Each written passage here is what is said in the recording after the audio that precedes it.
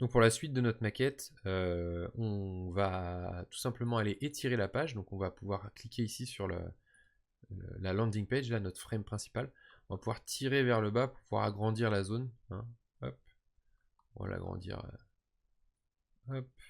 au max. Très bien. Et là, on va réactiver notre grille, hein, parce qu'on va en avoir besoin à nouveau. Et ici, on va construire notre première... alors là, on va avoir ce qu'on appelle un petit peu les caractéristiques du produit. Ok. On va avoir déjà un titre 2. Donc on va pouvoir choisir un champ de texte. Ici. Alors soit vous appuyez sur T pour texte, soit vous cliquez sur texte. On va cliquer une fois. On va nommer ce titre les raisons de choisir Fussy. D'accord. Moi, dans ma charte, du coup, ça va pas du tout correspondre à ça. Hein. Je vais aller changer un peu la police. Donc là, on est d'accord que pour l'instant, j'ai utilisé que du Roboto en police. Roboto ou Roboto Condense. Je vais changer un petit peu de style et je vais mettre une police qui s'appelle Playfair Display. Ok. Je vais pas mettre mes majuscules parce que c'est pas très lisible en majuscules. Je vais enlever la. Ok, je vais enlever les majuscules ici. Je vais me mettre en 48. Ok. Et je vais me mettre en bold italique. Ou peut-être juste italique. Italique, c'est joli. Ok. Donc là, ça faisait partie de la charte du premier site Fussy tel qu'il avait été créé, qui est une vraie marque, hein, soit dit en passant. Ok. Donc là, ça, c'est mon titre 2. Hein, ok. Je vais avoir mon titre 1 qui est là. C'est le titre principal. Il n'y en a qu'un dans une page. Ok. Et mon titre 2, ça va être celui-là.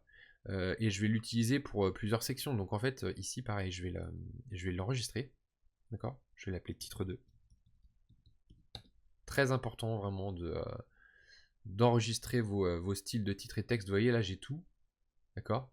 J'ai texte, menu bouton, texte, titre, display. J'ai tout, en fait, tout enregistré. Ce qui fait que si j'ai une vingtaine, une trentaine, une quarantaine de maquettes à faire, qu'à un moment donné, pour une raison ou pour une autre, je sais pas, hein, la famille de police de celle-ci, là, finalement, on change un petit peu notre identité de marque et on décide de remplacer ça, je sais pas, par une typo bien moche du type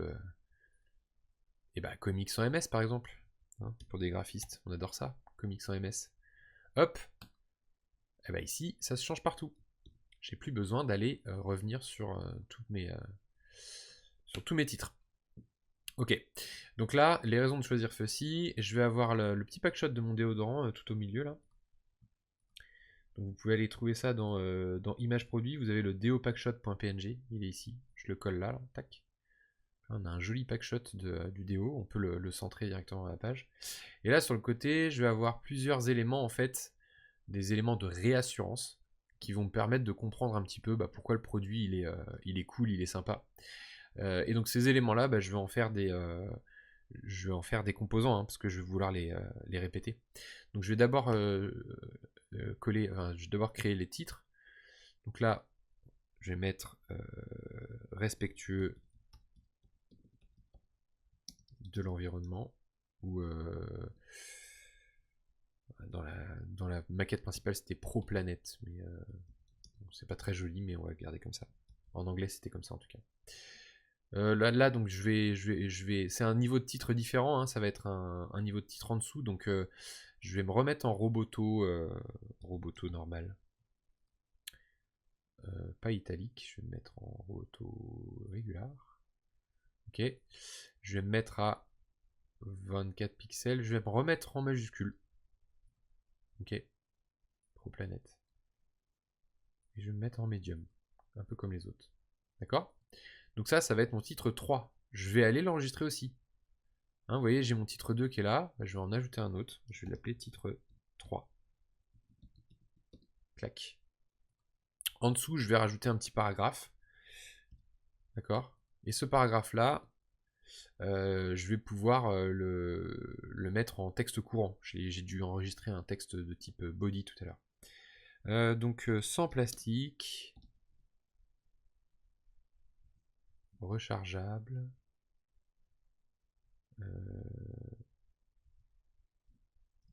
Et alors, tac.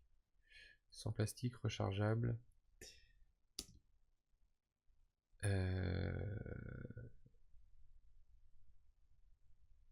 Non, sans plastique. Alors, non, c'était ça, c'était boîtier sans plastique ou zéro plastique.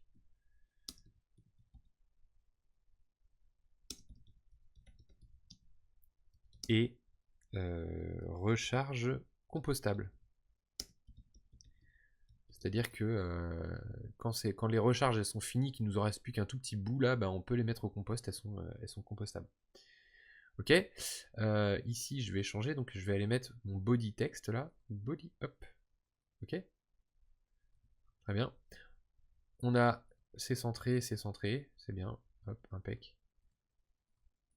Ça marche. Donc ça je vais les prendre, hop, et je vais créer une petite icône au-dessus aussi là, avec un petit check. Bah, vous l'avez d'ailleurs dans les éléments, vous avez check.svg. Ok, il est ici. D'accord. Vous pouvez éventuellement donc il est dans le petit dossier avec les icônes en SVG. Vous pouvez le garder comme ça, hop. Mais vous pouvez aussi le construire à partir d'autres éléments. On verra ça tout à l'heure. On peut utiliser en fait des bibliothèques d'icônes hein, dans les assets que vous avez ici. Donc là, il faut que je sorte. Je supprime ça là. Et je supprime. Hop, je ressors ici. Et en fait, on a des librairies un petit peu. Donc dans les UIKit ici, là, vous pouvez ajouter notamment la librairie de Figma qui contient en fait énormément de choses, notamment des icônes. Donc je vais l'ajouter maintenant, je vous montre rapidement. Donc là, elle s'est ajoutée ici dans ma librairie, dans mon fichier. Et en fait, quand vous allez voir dedans et que vous allez dans icônes, vous avez tout un tas de sets d'icônes ici. Donc là, c'est bien parce que vous pouvez les réutiliser directement. Et donc vous pouvez les glisser dedans. Donc il suffit que moi, par exemple, là, je veux plutôt construire je veux construire mon icône. Voilà, par exemple, là, vous voyez, ici, c'est un SVG. Par exemple, le rond, là, je peux pas, si je veux quelque chose de un peu plus carré avec des bords arrondis, je vais pas pouvoir, parce que c'est un objet en SVG, en fait. Vous voyez, ici, c'est un rond en vecteur. Donc moi, par exemple, ce que je peux faire, c'est prendre une petite icône check dans la librairie de Figma, là. Check. Check ici, clac. Je peux faire ça. Je peux faire Shift A pour le mettre dans une frame en auto layout. Vous voyez, ici, je l'ai mis comme ça. D'accord. Je vais changer la couleur du check, là, je vais le mettre en blanc. Hop. Et je vais changer la couleur de ma frame. Je vais la mettre, donc je vais mettre un remplissage, fill. Et je vais aller chercher mon noir fussy, là, dans la librairie. Clac. Ok. Et puis ce que je vais faire, c'est que je vais mettre un radius de... alors je vais mettre plus petit quand même. Ok. Vous voyez là, c'est subtil, hein, mais j'aurais pas pu faire ça avec mon icône en SVG, mon icône check là. Elle serait restée ronde. Là, je peux choisir à peu près l'angle que je veux. Je vais l'agrandir un peu. Ah, alors vous voyez là ici, il est pas centré, mon check. Pourquoi? Parce qu'en fait, regardez ici là. Je suis bien en auto layout, donc j'ai bien mon check, il est bien aligné à l'intérieur là, si je regarde. Ok. Il est bien à l'intérieur de ma frame. Ok. Mais il n'est pas centré. Vous voyez ici, là, dans le panneau, je peux le centrer en bas, en haut, mais là, il était à gauche. Là, je mets au milieu. Et là, du coup, quoi qu'il arrive, si je redimensionne ma frame, il va rester au milieu. Ok? Très bien. Et donc ça, bah, je peux en faire un composant aussi, hein, bien entendu. Je vais l'appeler check. Je crée un composant. Et là, je vais aller le réutiliser. Donc, je vais aller le rechoper dans ma librairie. Hein. Created in this file, là. J'ai mon petit check. Je le mets là. D'accord? Et donc là, je vais avoir mon bloc avec les trois éléments là. Je vais faire Shift A. Ok? Et là, ce qui va se passer, c'est que bah, je vais pouvoir avoir mon petit bloc comme ça là. Et Et je vais pareil, je vais le transformer aussi. Celui-là, je vais le sortir, je vais le transformer. Je vais l'appeler réassurance. Ok, et je vais en faire un composant. Clic droit, create component. Et toujours, je vais aller, donc réassurance, il est là. Je vais aller le réutiliser directement depuis ma librairie. Et ce qui est bien après, c'est que je vais pouvoir du coup le copier plusieurs fois. Ok. Hop. Et je vais pouvoir changer les items. Hein, ça va pas changer. Je vais pouvoir changer ici le Pro Planet par exemple. Je vais pouvoir mettre pratique. Et après le déodorant Fussy se glisse dans votre poche.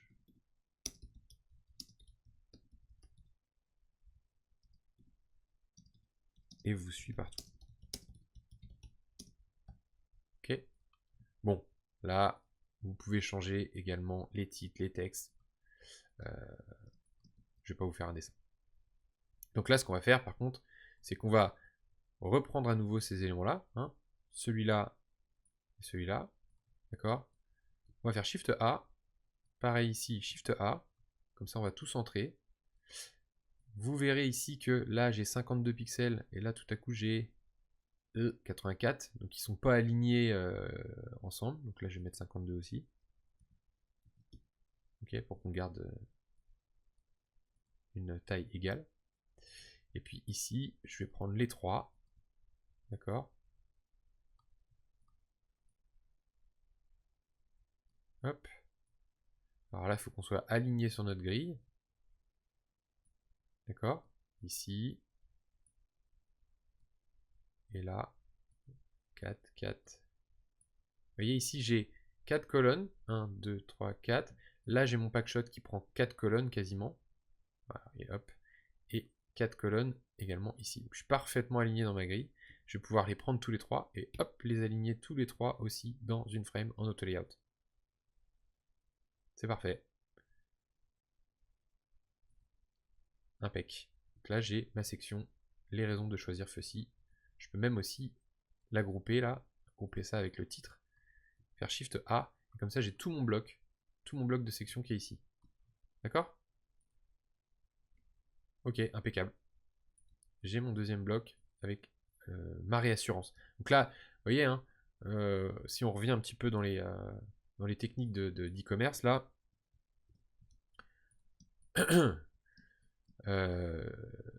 on a d'abord effectivement notre top bar avec un code promo. On a ensuite le menu principal, après le logo, les call to action ici, enfin les boutons de connexion et puis boutons vers la boutique. Ici, on a notre titre principal, notre accroche, hein, le déodorant naturel nouvelle génération. Donc là, on a quelque chose de nouveau. Et en plus, c'est un déodorant naturel. On a un joli packshot du produit au fond, d'accord, qu'on a mis en fond de notre frame. On a un petit texte d'intro qui nous explique un petit peu plus concrètement ce que c'est que les déodorants Fussy. Et puis là, on a découvrir nos déos. Ça va pouvoir directement aller découvrir les différents parfums, les différents senteurs de déo.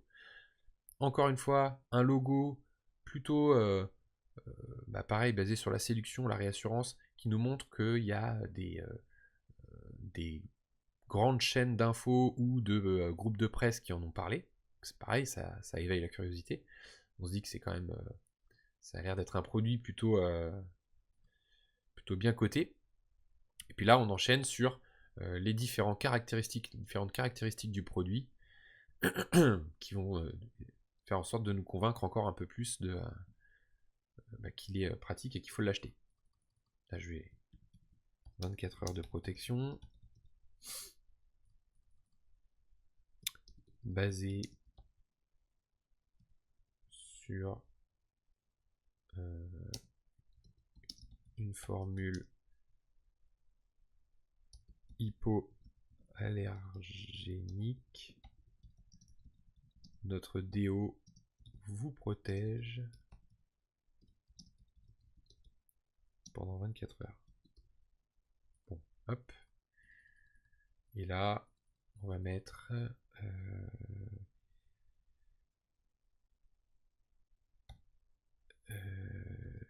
100% naturel.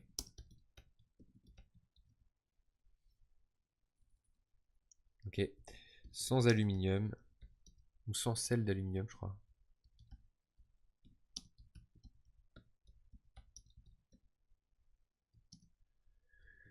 Sans parabènes. Et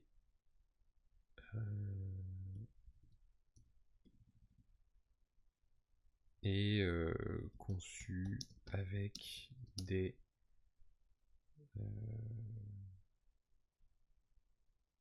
produits vegan. Bon, voilà. On a le parfait déodorant de Bobo par excellence. Ok, super. On va continuer avec la section du dessous. Là, on va avoir une autre section qui va nous montrer un petit peu la transformation, c'est-à-dire les différentes étapes d'utilisation du produit. Donc là, on va créer un titre 2 qu'on va appeler recharger, réutiliser et recommencer. Ça va être exactement le même style que ça là. Donc plutôt que de se faire chier à retrouver le play faire display, la taille, machin et tout, on va directement ici, hop, chercher notre titre 2 et bim, on l'a direct. Ok, il est centré notre texte, c'est très bien. Ok, et là on va avoir différents blocs. Donc on va avoir ici, je vais peut-être rajouter même un titre 1, un titre 3 pardon.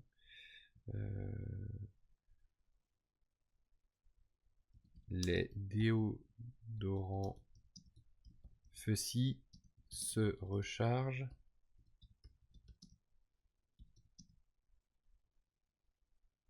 en un seul geste. Donc là je vais mettre ici, je vais changer, je vais mettre titre 3. Hop. Ok. Donc là je vais avoir mes deux éléments. Et puis ici, donc là le but ça va être de montrer les différentes étapes 1, 2, 3. Vous voyez, on va avoir nos photos, nos images produits là. Ce sont celles-ci, je vous les montre rapidement. Donc la première étape c'est je mets la recharge, je tourne avec le petit clic et c'est prêt. D'accord? Ok, donc pour créer nos différentes étapes là, donc je vais prendre, on va avoir des petites gommettes 1, 2, 3. Donc là je vais faire hop, 0, 1. D'accord, ça va être étape 0, 1. Je vais créer une frame autour. Alors là je vais pas forcément mettre un auto layout, même si ce serait pas mal, mais ce que je peux faire c'est que je fais ça. Et je vais créer un petit groupe, une petite frame autour. D'accord. Donc regardez là si je vais dans fichier. Il a bien fait une frame 6 là, donc je vais l'appeler puce étape. Ok. Je vais mettre un fond de couleur noire. Je vais mettre le texte en blanc. D'accord. Je vais le centrer. Important. Ok. Et là j'ai un carré de 64 par 60. Non, je vais mettre vraiment un carré. Nickel. Et pour respecter ce que j'ai fait depuis le début, là je vais peut-être mettre un arrondi de 16 pixels. Voilà. Pour avoir un petit peu la même DA qu'ici là. J'ai mis 10. On va rester sur 10. Ok. Première étape. D'accord. Ça, je vais en faire un composant. Hein, parce que si je veux le réutiliser plusieurs fois, donc puce étape, je vais faire clic droit, créer un composant. Toujours la même chose. Ma petite puce étape là, je vais venir la reprendre ici. Hein, je vais chercher dans mon bac de Lego. Je ne vais surtout pas utiliser celle-là dans ma maquette. Donc là, j'ai ma gommette, c'est bon. Et ensuite, je vais avoir juste un petit texte de description en dessous. Alors, je vais réactiver ma grille. Hein. Shift G, je rappelle. ou alors vous faites ici Layout Guides, vous sélectionnez ou vous désélectionnez pour pouvoir afficher la grille. Donc je vais avoir ma première étape, ok, je vais avoir mon texte, mon paragraphe, ok, en dessous. Donc là, choisissez votre boîtier.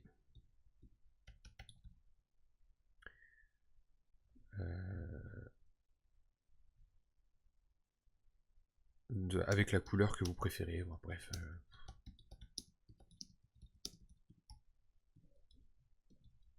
Il y a différentes couleurs au choix. Hop. Donc là, bah, mon texte il est centré. Je vais le ferrer à gauche, hein, parce que tout va être ferré à gauche ici. Très bien. Ce qu'on va faire, c'est que je sais qu'il y a 3 étapes, donc en fait, ça va faire 4 x 3 colonnes. 3 x 4 colonnes, pardon. Ok. En fait, ça va faire quelque chose comme ça, quoi. 1, 2, 3. Et donc là, si je me mets directement... voilà, si j'ai un texte qui est directement de la bonne taille, donc on peut faire soit ça, soit on laisse là ici sur une seule ligne, et après on pourra redimensionner pour qu'il soit flexible. Donc là en dessous, je vais créer une frame. Donc là pareil, je ne vais pas la mettre en auto layout, je vais créer un espace ici qui va faire cette taille là à peu près, un espèce de carré un peu, ok. Et je vais le remplir avec une image. Donc je vais chercher mon image sur mon ordinateur, je vais prendre la step 01, donc c'est celle-là, d'accord. Ok. Très bien. Et là, bah, en fait, donc, pourquoi je fais ça? Parce que je pourrais très bien faire... Je vais faire l'inverse. Je pourrais très bien aller chercher l'image sur mon ordinateur. Hein, je vous montre là rapidement. Je pourrais très bien aller juste chercher l'image et la glisser dedans comme ça. D'accord? Dans la frame. Le problème, c'est que là, après, elle va se balader. Il faut que je la centre dedans. Ok. Faut que je la redimensionne et tout, machin. Et le problème, c'est qu'en fait, si je veux à un moment donné, si je redimensionne ma frame, bah, vous voyez, elle va pas suivre du tout le contenu en fait, quoi. Donc ça sert à rien. Moi, ce que je veux, c'est je crée un espace, une frame, un bloc, d'accord. Vous voyez, là, ça s'appelle frame 6, d'accord. Peut-être la renommer vignette étape d'ailleurs, pour que ce soit plus clair. Et moi, je vais remplir en fait la vignette, le fond, avec une image. Pourquoi? Parce que du coup, là, si je redimensionne ma fenêtre, vous voyez, ça suit en fait. Il y a une homothétie. Elle remplit l'espace disponible. Donc c'est nickel. Ok? Donc là, j'ai ma première étape. Je vais prendre les trois éléments. Je vais faire Shift A. D'accord? Et ce que je vais faire là, c'est que je vais redimensionner. Hop. Pour que le bloc soit à la bonne taille. D'accord? Ok? Et on pourrait très bien lui... Alors là, ici, vous voyez, par exemple, la photo, elle ne suit pas. Si je voulais vraiment que ce soit responsive, d'accord? Parce que sur mobile, peut-être que ça passera sur une colonne où on aura... donc ça sera beaucoup plus étroit. Mais en fait, si je veux que ce soit responsive, je peux aussi dire à ma frame ici, là, que je veux qu'elle remplisse toute la taille disponible du conteneur, d'accord? Et là, bah, ce qui est super, c'est que tout va être vraiment responsive. Donc là, par exemple, je suis sur 3 colonnes. Ok. Et puis je me dis qu'en fait, bah, alors tiens, par exemple, je les mets sur... Alors on va en faire un composant après. Hein.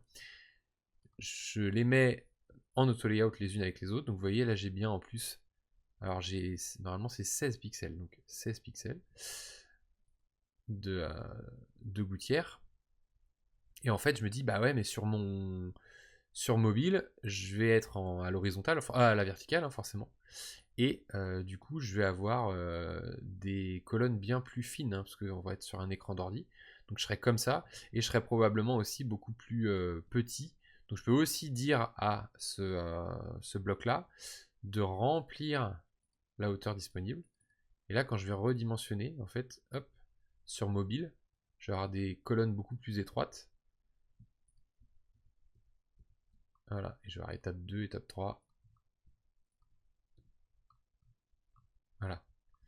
Donc c'est à ça aussi que ça sert, c'est que le but d'avoir des frames et d'utiliser l'auto-layout sur Figma va nous permettre de construire vraiment des maquettes responsives. Okay, donc là on repasse effectivement à l'horizontale. Si on avait 4 étapes, bah tiens, ça marcherait. Hein. Hop. Alors je ne suis pas exactement calé sur la grille. Si vous voulez, tiens, si vous avez une frame en auto-layout et que vous voulez bah, finalement désassembler et que vous voulez pas de... Vous pouvez faire clic droit et ungroup. Ok, ça va dégrouper tous les éléments. Parce que là, en l'occurrence, moi, ce que je voulais, c'était quelque chose de cet acabit-là. Voilà. Donc là, je vais ressortir ça, là. Je vais l'appeler card étape. Parce que on appelle ça une card étape. Ok. Je vais en faire un composant. Donc clic droit, create component. D'accord. Et vous voyez là, j'ai... ça n'a rien à voir. J'ai la petite puce étape et j'ai la petite... j'ai l'objet... voilà. Parce que peut-être que cette puce-là, je ne vais pas uniquement l'utiliser dans ce composant-là, je vais peut-être l'utiliser ailleurs aussi. Hein. Peut-être qu'ailleurs, il y aura d'autres puces avec des étapes comme ça. Donc là, hop, je vais aller dans mes assets.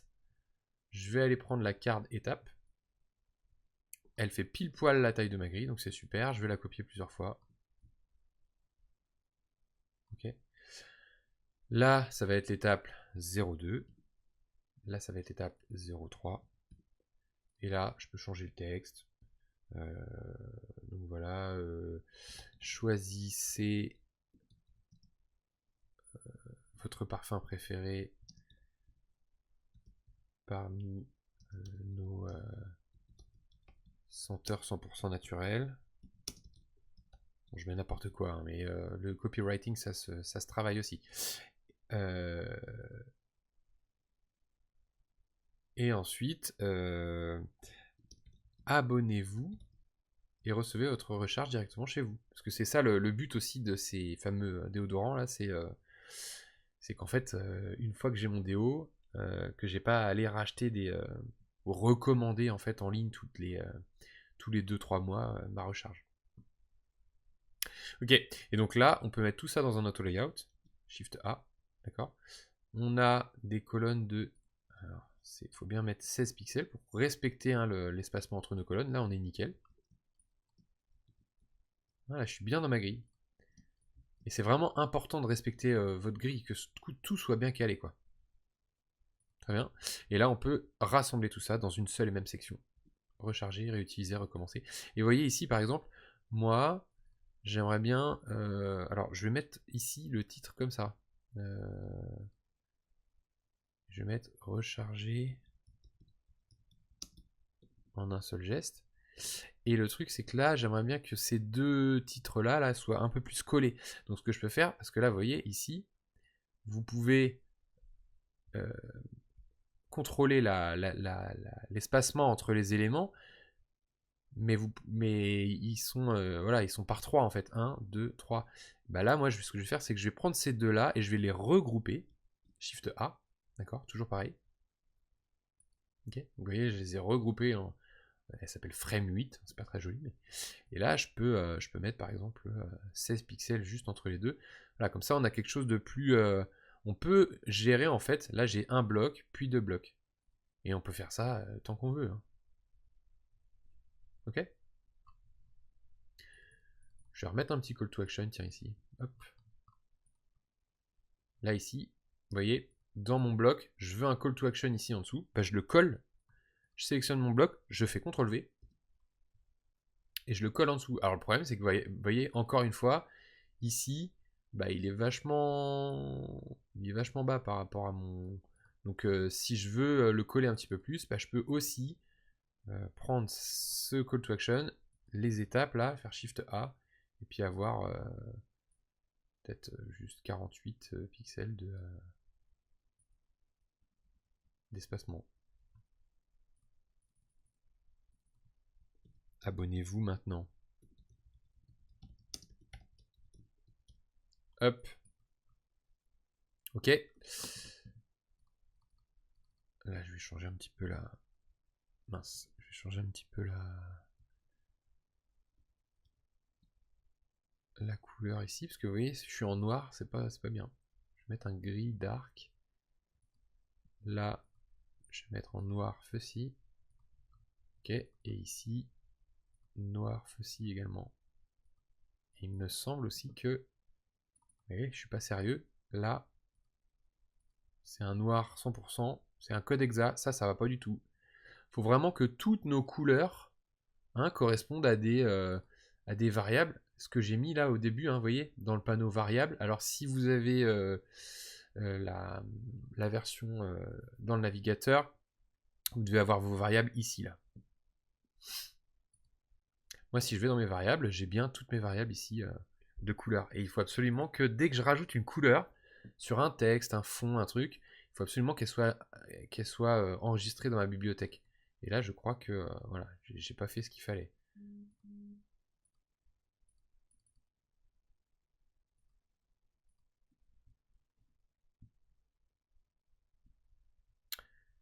Ok, là c'est pareil, c'est pas bon.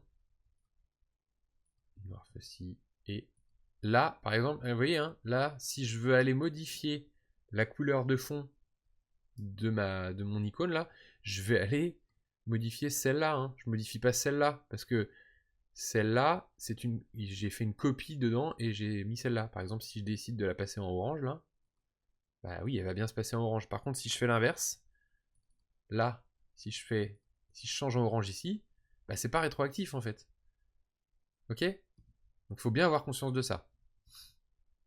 Et donc là, ce que j'avais dit, c'est que... Ouais, bah si, c'est bon, elle est bien en noir, noir Fussy. Ok. Ok, parfait. On va pouvoir faire encore une autre section. Donc là, cette fois-ci, c'est...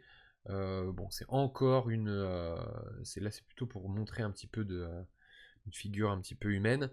On va avoir une frame sur la droite avec une photo de femme en train d'appliquer du déodorant.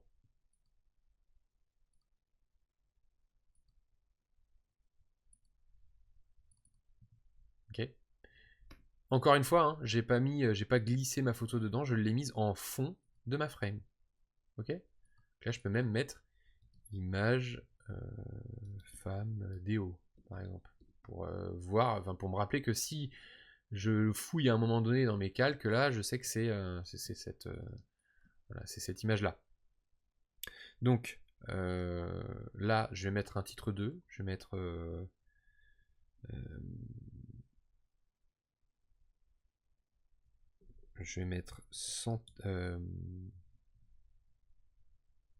bonne odeur,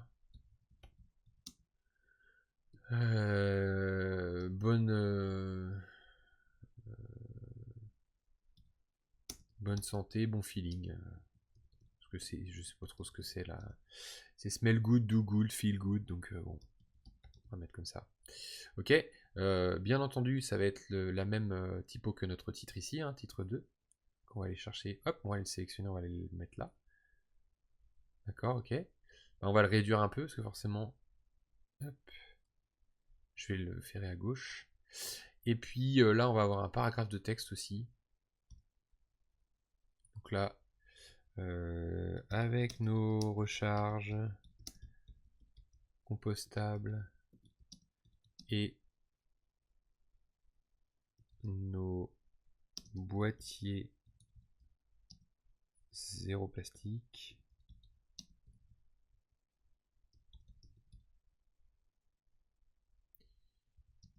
sentir bon et se sentir bien n'a jamais été aussi facile. Ok, donc là bien entendu on va aller chercher notre body text. Tac. Là on va redimensionner aussi notre zone de texte. Très bien. Et on va rajouter, alors soit on fait une copie là de ce bouton là, soit on va aller chercher dans notre bibliothèque là le call to action. Hop. On peut faire ça. Hop.